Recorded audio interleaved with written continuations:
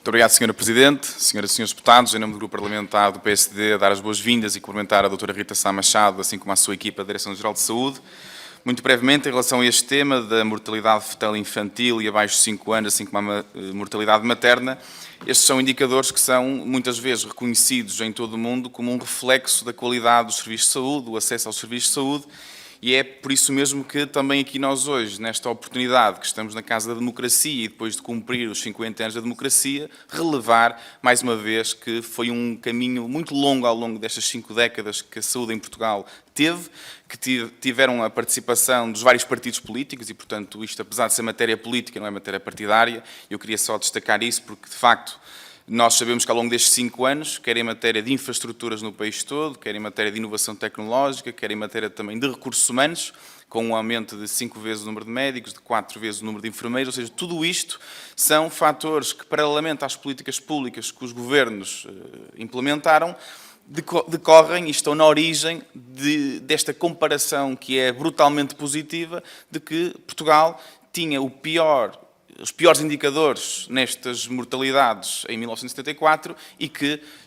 depois desta transformação que a saúde em Portugal teve, passamos para o top 10 e há várias matérias que em Portugal,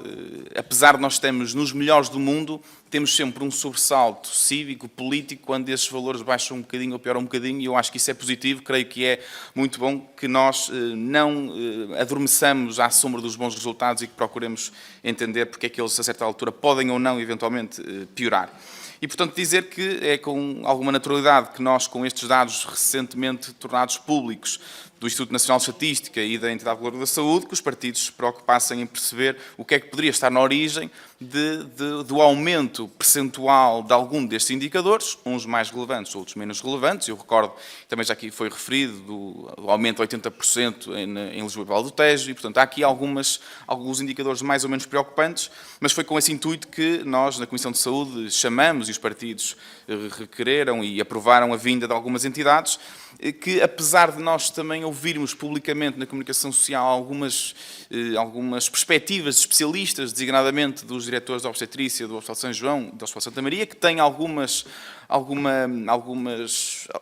ou seja, uma perspectiva sobre o que é que pode estar na origem, a verdade é que nós precisamos concretamente perceber, factualmente e com dados, se assim é. Ora, aquilo que as várias entidades que nós ouvimos aqui na Comissão de Saúde nos disseram foi que, apesar desta percepção de quem vive no terreno, que é muito válida e que, portanto, não pode ser desmerecida de forma nenhuma, era importante perceber,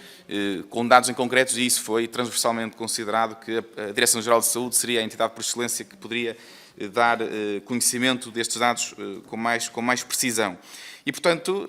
apesar de termos ouvido mais uma vez os especialistas a apontarem o aumento da idade com que as mães têm filhos,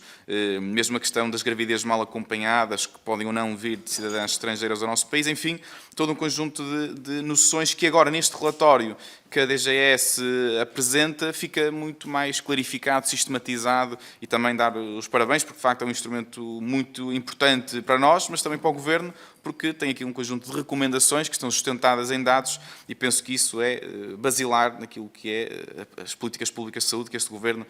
quererá implementar.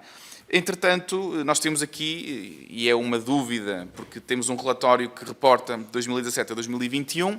temos aqui estes dados que foram recentemente publicados pela Entidade Reguladora da Saúde, mas temos também, pelo que percebi, dados preliminares que a DGS tem, que não foram já tornados públicos, e a primeira pergunta seria quando é que poderemos ter, ou se há uma perspectiva temporal de quando é que estes dados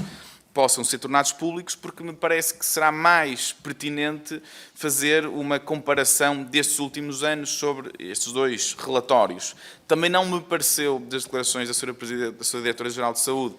que dos dados que têm preliminares que haja aspectos contraditórios, porque acho que, como disse, são relatórios distintos que versam sobre âmbitos de trabalho diferentes, mas também deixar essa dúvida se daquilo que tem como dados preliminares, se há algum aspecto que ainda não está claro, que ainda pode ter aqui alguma sombra de dúvida sobre alguns desses temas. Também li que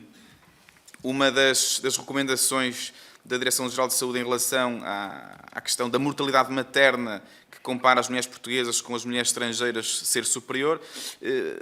foi aqui dito que seria de considerar necessário um melhor conhecimento dos próprios profissionais que estão no atendimento para que o processo de atendimento seja mais célere a algumas destas mulheres. Eu não compreendo muito bem o que é que isto significa, deixava-lhe essa dúvida e agradecer mais uma vez pelos esclarecimentos que prestou. Muito obrigado.